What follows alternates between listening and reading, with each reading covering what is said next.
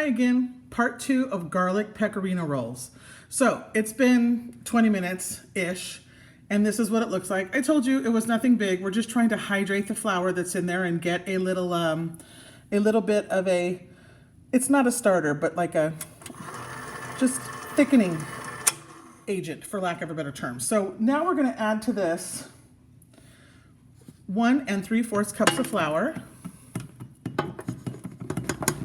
I have one of those sheet things, but I don't feel like using it. And half a teaspoon of sugar. I don't measure anything, so you can. I will put all of the ingredients down below. 1 1/2 teaspoons of salt.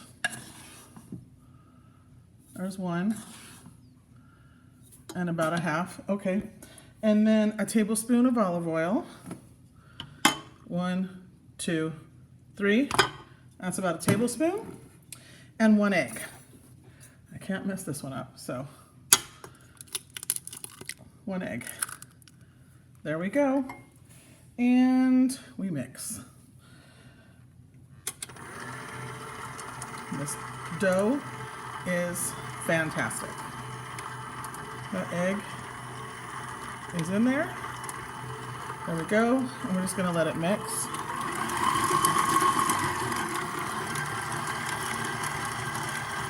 And this is such a big bowl, I probably have to quadruple the recipe in this thing, but I'm not going to do that. So we're just gonna make the dough, there it goes. And I probably have, it says don't use it past level 2. So there you go.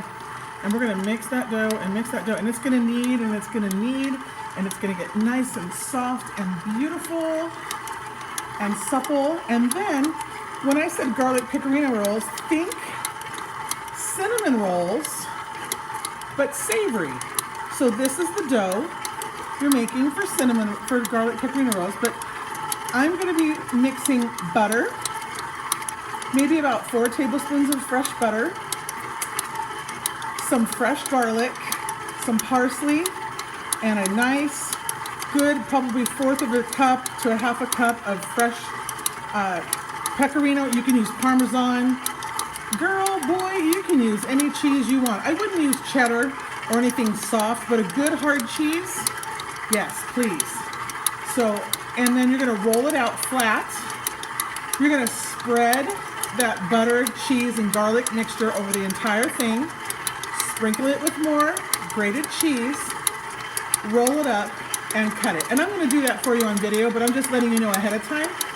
Basically, you're making savory, not cinnamon rolls, savory garlic rolls.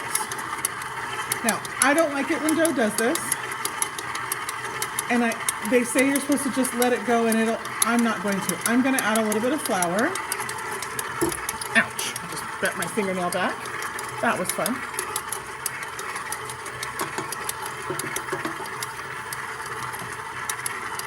Because flour and our bread is really touchy with your barometric pressure, with the humidity in the room, with how warm your water was. Now remember, you don't want hot water, you want to use warm water. If your finger can go in there and you can barely feel it, that's as warm as you want your bread for everything, for sourdough, for making breads. I know some people say you can use up to 110-degree water. That's really hot, and I just don't use anything past 98 to 100 degrees. I'd rather be safe than sorry. Now I'm gonna let this go, and it's gonna mix for a good long time. I'm gonna say about 10 minutes. So I'm gonna end the video here, and we will pick up when the dough is, actually here's what I'm gonna do. I'm gonna let this mix for about 10 minutes in here. If you're doing it by hand, you're gonna also mix for about 10 to 15 minutes. And then I'm going to put it into a greased bowl, and I'm going to put some plastic wrap over or a wet towel, and I'm going to let it rise for a couple of hours. I'm not going to come back so I'm just going to take it out of here, put it into a greased bowl. It could be stainless steel, it can be glass, it doesn't matter.